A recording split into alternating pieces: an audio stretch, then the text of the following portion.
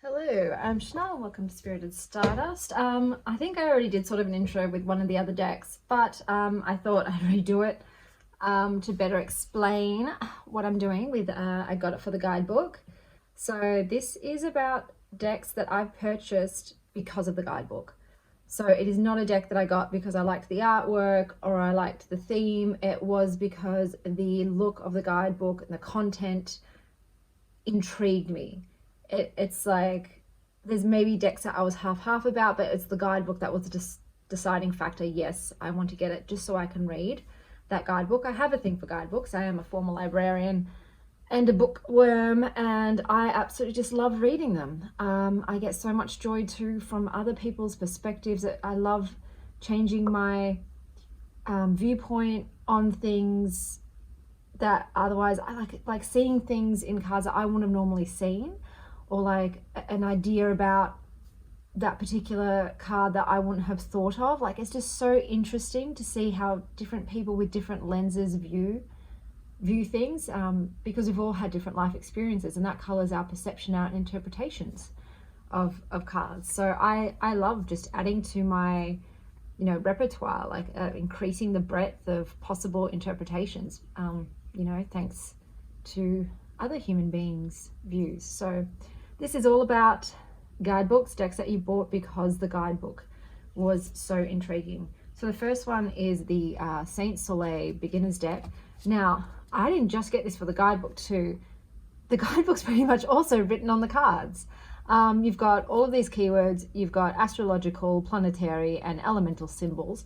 So it's not just, this one was a bit of both, so this is the guidebook, but a lot of information is also on the cards. So I got this because the guidebook seemed to have a lot of information about tarot in general. I'm new to tarot, only been doing it a few months, so I'm always looking to learn. And this guidebook is pretty much a beginner's guide to cartomancy, to using cards. It's got an amazing breadth of information. It's not only about like when you get a card and rituals and all that sort of thing. It gives you examples of what type of questions you can ask it, how to do follow-up questions, how to shuffle the deck. So it's got all of the basics are in here, but then it goes in depth about the tarot system, which I think is wonderful. So it's got each, we've got to turn that off so that doesn't come across as blue, each of the major arcana in general, and then you've got the minor arcana, information about the suits. Then you've got also the ranks in the courts, information about kings, queens, and everything else, random tips, the elements in tarot, so it goes into that along with the astrological zodiac elements too. And then after that, it goes into the planets. So you can read all about the planets and how they affect tarot, and then numerology. So it goes into the numbers. Then it's going into interpreting your cards, how to read them, how to do layouts and spreads. It is very in-depth. It's quite substantial. So I highly recommend this as a beginner's deck, 100%, because then this is the write up for the individual card after all the other information you've gotten. It also includes meanings in regards to love, career, and finance, so it specifies those. It leaves room for notes, and the minor arcana are also the same. They've also got all these helpful tips about certain cards, which is great. I'm just trying to think if there's anything else in this one. Well, there's tons of space for your own notes. But yeah, I just think this is amazing. It's so, I've already ripped mine. It's just everything you need when you're starting out. Like, I wish this had been the very first deck I got. It would have made it a lot easier for me to just get a hang on tarot. And it's great quality too. This is beautifully done. It's on that linen, gorgeous linen cardstock. It's got gold foiling on the front. That's a very, what we're now saying, more realistic depiction of an angel, which I also like that. It's got gilded edges, matte gold gilded edges. I can't speak highly of it enough. It's become my home deck. It's just become the deck that I keep on my desk, the one that I use just for a daily quick check-in, also for if I do a spread with another tarot deck and I didn't get clear answers, I come to this one. But I didn't get it based on the artwork. Like, I do like the artwork, but I got it mostly based on the information that it came with. I really wanted to learn more, and yeah, I highly recommend this. It's a great guidebook, and it's a great deck in general. Okay, so for my next one, we've got the Heavenly Bodies Astrology. So these are the cards. They're on matte, and these are the sorts of illustrations. I'm going to be honest, I'm not a huge fan of the aesthetic of the cards. Some I like, some I don't. So those are the cards. So I did not buy this for the cards. I already had 2 astrology decks that I purchased based on the artwork. Like, I liked the artwork, but this one I got solely because of this bad boy. So it's beautifully done, like just gorgeous. The pages are gloss, and it's quite expansive. So there's a note from the author, there's photography in it as well, understanding astrology, the planets, the houses, the zodiac signs, the major aspects, the natural zodiac with the polarities, elements, modes, the nodes, how to work with this deck. So there is like a method that you can use, and they've got examples, which I always think is nice. Do an example reading, what to ask, a card a day, soul growth, third eye, so different spreads, and then the energetics of the deck. So each has 2 pages, so it's full color, the keywords, and then the message. I got this based on the book. I thought that looks really awesome. But I'm now like thinking, oh, do I need 3? Do I need 3 astrology decks? No. Which ones do I keep? But this book is beautifully done, and I have enjoyed working with it. But yeah, I'm just, I wish all guidebooks were such beautiful quality.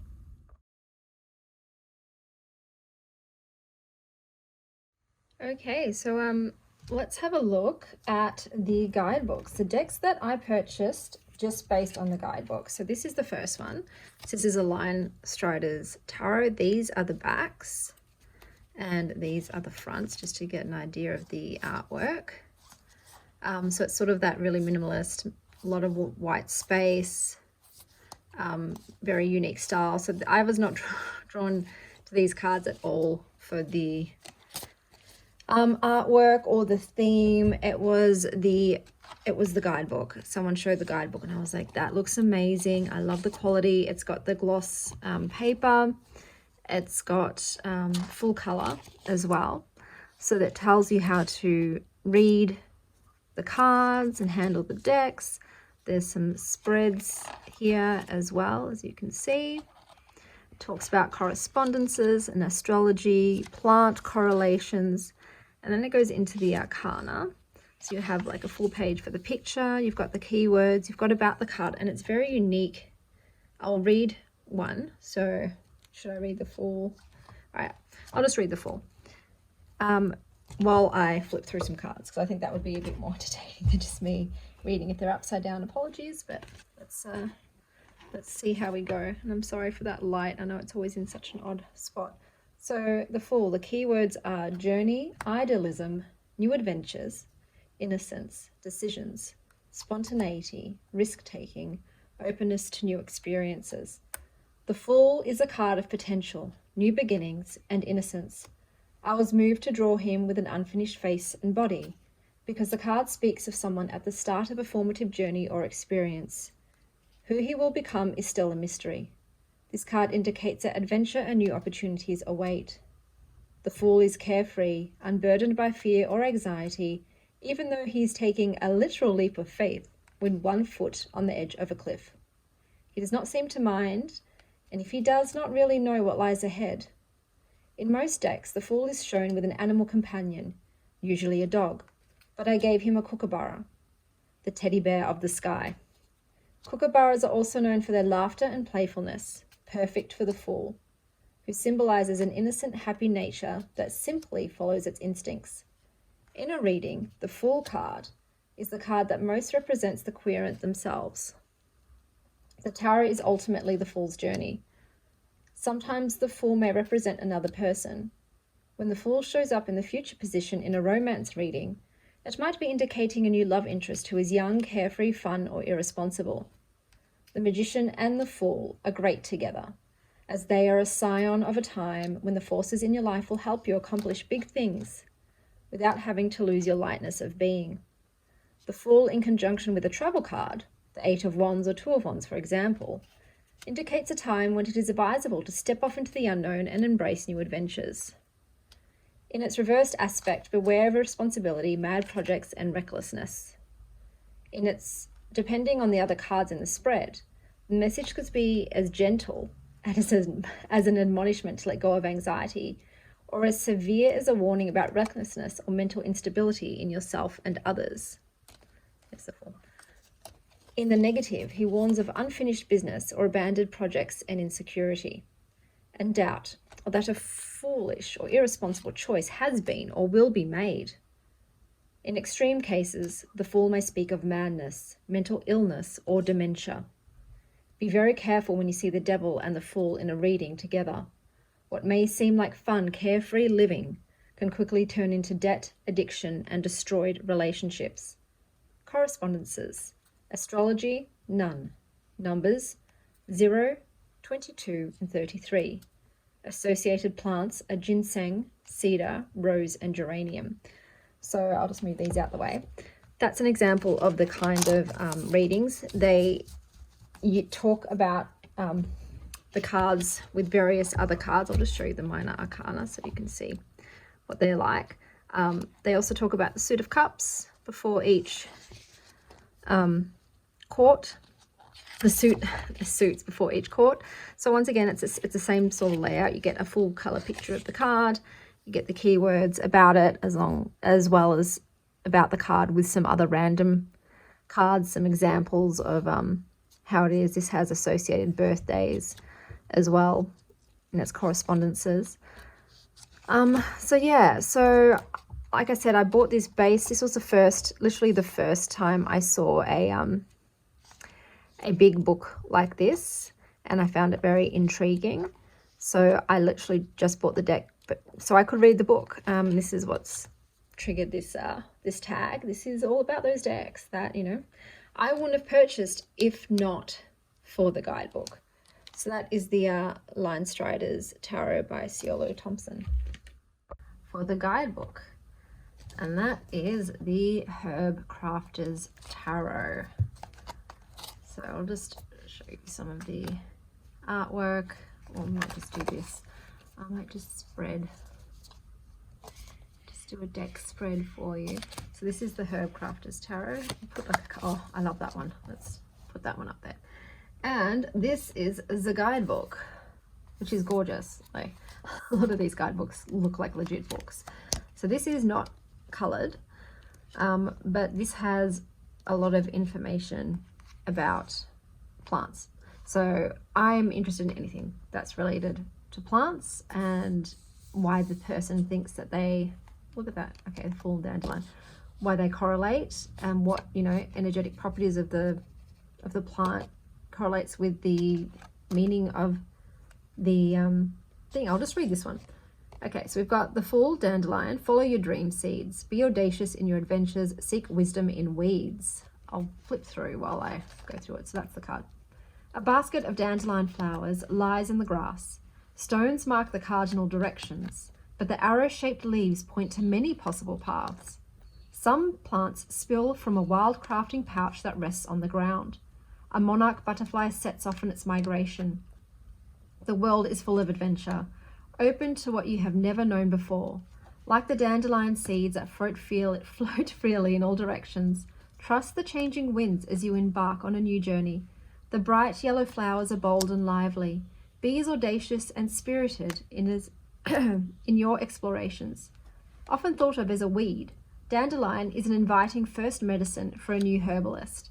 Keep your mind open. Be willing to experience life as a beginner. Be a pioneer. Crafting with the Fool. Harvest a dandelion seed and wear it as an amulet when you set off on a new journey. Make dandelion vinegar and sip it when you need to be bold and audacious. Practice finding wisdom in unlikely places. Create a mandala with weeds. So I love all of that. See, that's all new information to me. I've always worked with like dandelion. Dandelion is a staple. I think it is great as a beginner because it's a very safe plant. Like you can eat all of it. You can use all of it. It grows, it's abundant, it grows everywhere. But like I never thought of wearing it as an amulet, setting off on a new journey. That's cool. I'm sure people have like a dandelion flower in resin, and I think that's amazing. That's a great gift to give someone when they're going on a trip. Never thought of making dandelion vinegar. I've never heard of that. And create a mandala with weeds. That's lovely. You could pick some dandelions and make a mandala. Like this is, like I love all of the examples here. We've got like, we'll go 3. This is also set up in 2, so all the 2s are together. I actually like that. I find that easier than sorting by suits, because it's easy just to find a number and then you've only got to go through. And they also include information, numerology information too, based on that as well. So we've got what's this one? 3, like 3 of echinacea. Once again, that's a plant that I know that I work a lot with in terms of immunity. But this one, it's said to like find expression for your heartbreak. I'm like, that's interesting. And they've associated it with grief. So that's not something that I would have thought to associate echinacea with. But I like seeing the different ways, maybe different cultures utilize herbs. Justice for cannabis. That's interesting on a lot of levels. The Kitchen Garden for Wheel of Fortune. Like this, yeah, this one I mostly bought it for this. I just thought there's going to be so much information in there that I can use, and I haven't gone into like herb crafting yet. I sort of just do my plant work and beans just to do with like formulating natural remedies, sort of like naturopathy sort of way, holistic medicine sort of thing. I hadn't used it in any sort of spell work or anything like that, but this isn't so much spell work, like it's just different ways to use it. A willow bracelet around your wrist to be flexible and strong. Like it's just so interesting. I love it. So this is the Herb Crafters Tarot, and it's like, yeah, I know that some people have like leave this in their kitchen, so when they use it too, they like incorporate that plant or food in some way, or you know, you can burn some essential oil of eucalyptus in the air. Like they utilize it in that day, and I've been using it in that way too. So whenever I do use it, whatever plant that I've gotten, I incorporate it into my day somehow. Even if I don't do the exact recommendations they do, I use it some way. So this is awesome. It's just got such a great energy to it too. But like I bought this for the guidebook to learn, and no regrets. Okay, the next one is also it's the second deck I bought just for the guidebook. So this is the Dream Keeper's Tarot, and this is the deck, and I'll go through it while I read. So this is a guidebook. This is hefty. This is solid. Like this is a good size guidebook. So there's decent information in the beginning, but the cards themselves have 2 full pages, and I'll just read 6 of Cups while I flip through. So nostalgia and attachment to the past.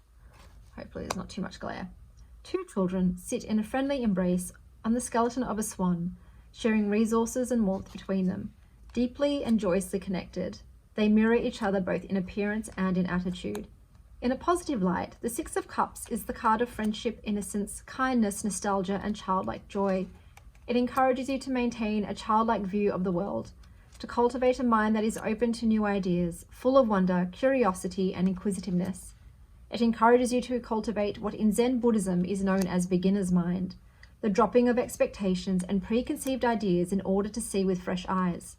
From this state of being, we are presented with a world we knew in a completely refreshed light, which lays the ground for new information and new experiences to blossom. Openness allows creativity, which invites generosity. There is subtle but important distinction between being childlike and being childish.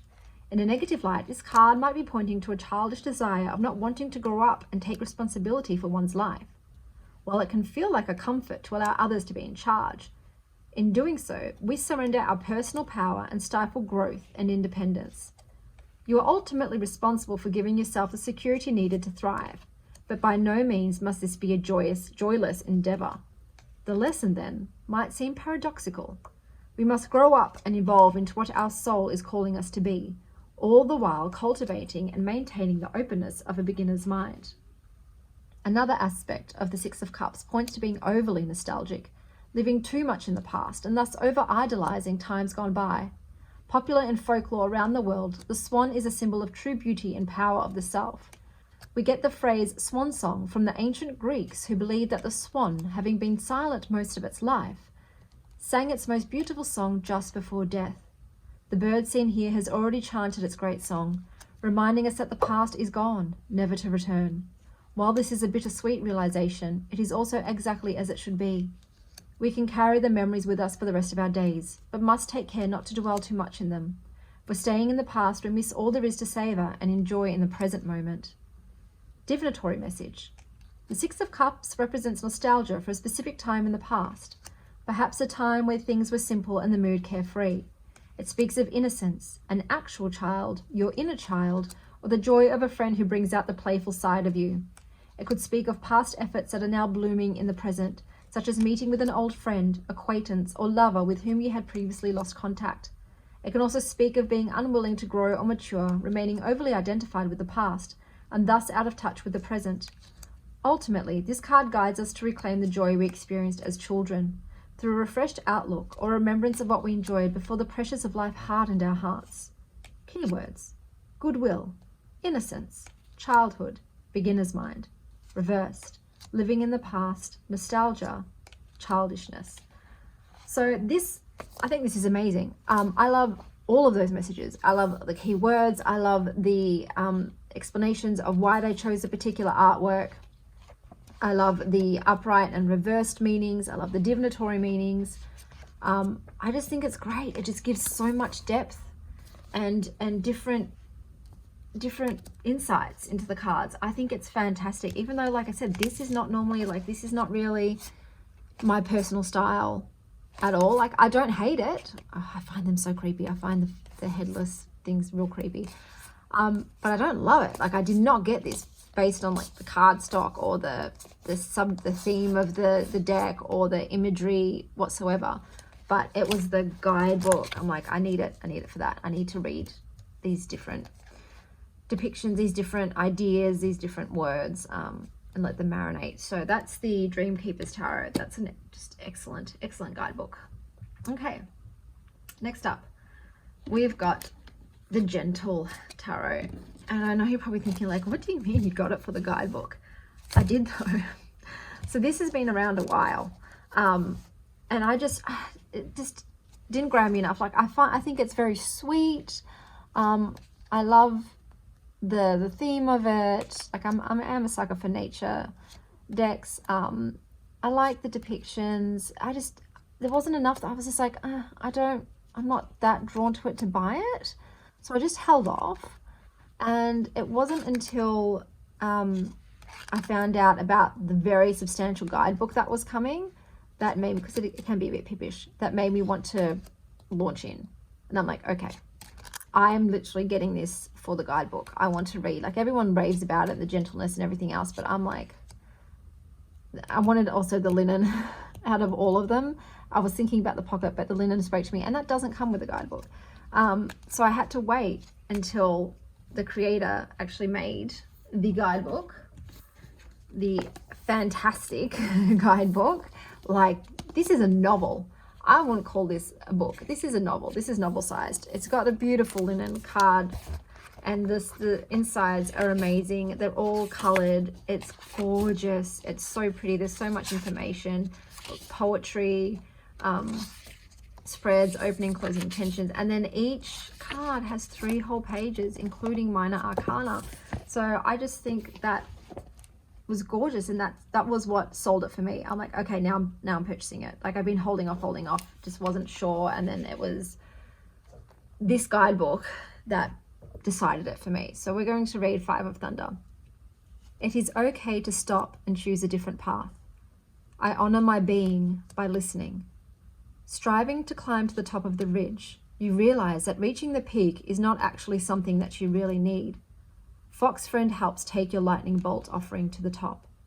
Too often we push ourselves too hard for too long. We stay in relationships, interpersonal or professional, when we know we should leave. We dedicate ourselves to things that ultimately don't serve our purpose or don't spark our fire. Please take a moment to stop and feel. Does it feel better to stop where you are? No need to climb to the tippity top of this mountain. Maybe you were just fine where you are, and your path has other plans for you, another destination. This being the element of air, of the mind, it is also a good moment to recognize your thoughts and mental processes around the current climb. What part of you is pushing too far? Where does the ego stand amidst all of this? Has your mind been urging you to stop or change directions? The fox in the 5 is here to remind you how deeply supported you are by your ecosystem. Nature provides physical, mental, and spiritual support, inviting you to give and receive. Upright. Dear heart, firstly, you are perfect. No time is lost when you still have the present moment. Take a minute to tune in. Is there a situation in your life that you have been pushing for, or a conflict with a person, institution that you have been struggling with? What is the core of the struggle? Where are your mind, body, and spirit? Are they in balance? Does the struggle feed your spark and your truth, or does it hinder your spirit? How is your mind handling the situation? Is it an ego trip? Deep breaths are welcome here. No judgment. We climb, we fall, we climb again. We stop and turn around, and with everything we learn and get closer to ourselves. Reversed. Have you been pushing too hard for too long? Refer to the questions in the upright section and tend to them with extra love and space for yourself. Alternatively, is there a form of conflict in your life that has not been fully processed? Even in situations have changed, it often takes time for feelings or trauma to surface. Grief for what was lost or for what never happened can visit us at any time. This is okay. It is natural and part of our magic. If repercussions are visiting you, please take the time and seek the support you need to give them space. Listen and forgive. Forgive yourself and others. Journal or process release with any medium that you like, and allow the communication to surface. Embrace what it has to share with you and love yourself for reaching this point. You are still here and ever capable of loving every part of yourself. You can invoke the divine essence of our judgment card. Art symbolism. You are at the top of a hill on the soft Aleutian tundra. Nighttime with a clear sky in the Alaskan archipelago is rare and can feel like a heightened level of magic and beauty. The animals are still awake in it. You can see eagles flying, the silhouettes in the moonlit world, and perky foxes going about their business. In the hills during a night like this, when the wind is calm, there is ultimate peace. It feels like the perfect time for sacred practice and deep internal work. The stars are so bright, they speak. The art for this card manifested very clearly. It wanted to highlight the spiritual support available to us, represented by our fox friend. The nudity is symbolic of emotional heart space, rawness, and true wholesome listening. The green brush stroke up the hill represents an obvious path to the finish line, adding to the power of stopping even when everything around us is telling us to keep going. The lightning bolts symbolize the actual conflict you're grappling with, and they also represent the steps it takes internally to accept where you are with your mind. It is always a process, and there are always layers. The support from your fox friend to finish carrying them for you portrays the innate support system available to you in your natural environment, in your ecosystem. If you need to be barefoot in the tundra, soil, or sand, then give yourself that time to connect and feel supported on your path. This is beautiful. It's beautifully written, and that's the beauty of a guidebook written by someone else who's had a different life to you, who has a different view of the world, of the cards, of the meanings. It's more colors within to paint, your world and your interpretations of the tarot, of the cards. I think, yeah, the more colors, the merrier. The more paints in my easel, the more nuance I can add to my picture. So it's absolute stunning guidebook, beautifully done, beautifully executed. And yeah, that was the that was the final tipping point for me to buy the deck, the guidebook. Next up, we've got the Alchemists Garden. I'll get the deck out first. So yeah, I wasn't drawn to this for its artwork, its aesthetic at all. The topic, yes, I was drawn by the topic, but I've got so many plant cards that there had to be something extra, and for me it was the guidebook. Like the choices that they're chosen for the plants drew me in. I was like, why? I want to know why they've chosen these plants. So, and to do that I needed the guidebook, and the guidebook, look, like I said, it's very big. So as soon as I see a big guidebook with lots of text, oh, I get all excited. It sets me with goosebumps. I love it. I'm like, yes, give me all of the written word, please. I adore it. So I'll be reading this one. This is Branch of Cups. I think branch is knight, yes. And they've used the word enchantment as the key word. And a Mucuna pruriens is the plant. So Knight of Cups, Branch of Cups. Romance, chivalry, seduction. Spring forth and embrace your place as the charm of the garden. Raise not your voice, but your love. The proud and fearless love you emit shall be known as a way of life. More than civility, manners are the noble system of moral guidance that demands courtesy to the self and others. Respect is doing the things you should do over the things you desire. Don't just offer, follow through with your word. Heed the message to bring more enthusiasm and intimacy into your life. An opportunity is coming for a sensual outward blossoming. Your ethics, vitality are being recognized. Like a sweet fruit, the flesh of your passion is fragrant and has opened some intriguing possibilities. Your emotional capacity is amplified, and the enticing nature of life is tempting your mature sexuality to echo through your energetic prism. The essence of the warrior is to serve all but love only one. Follow the urge to support the wholly other in high esteem. Mucuna's energy intuits the ultimate oneness and sensational merging. By feeling into someone, you generate a bonding trust that will be ever etched into the marrow of your soul. You cannot know the depths of your own beauty until you see it reflected in the eyes of someone you care for. This tropical legume is a climbing shrub with deep lavender-colored flowers and can reach 5 meters long. The leaves, seeds, stem, and roots contain L-dopa, serotonin 5-HTP, and nicotine, as well as bufotenine. The protein mucinin and serotonin can cause itchiness on skin contact. It is reported to be simultaneously relaxing and stimulating, as well as being an aphrodisiac. It boosts dopamine and can decrease stress levels. It has anti-Parkinson's effect and may increase male fertility. This is freaking brilliant. Not only is the information, it's informative, it's insightful, the way it is written is almost poetic. It is gorgeous writing. This is amazing writing. It's so evocative. It is so, it's transformative. It's like, I'm enraptured by it. It's like reading an amazing novel. I adore it. It's gorgeous. I love the information that they've chosen to impart upon you. And like I said, their reasons for choosing the plants that they have in terms of representing that card, I think is just brilliant. I adore it. I just think it's so underrated. Whoever wrote this, who did write this? I don't know. I should find that out. So Hayat and Matsu. So I don't know.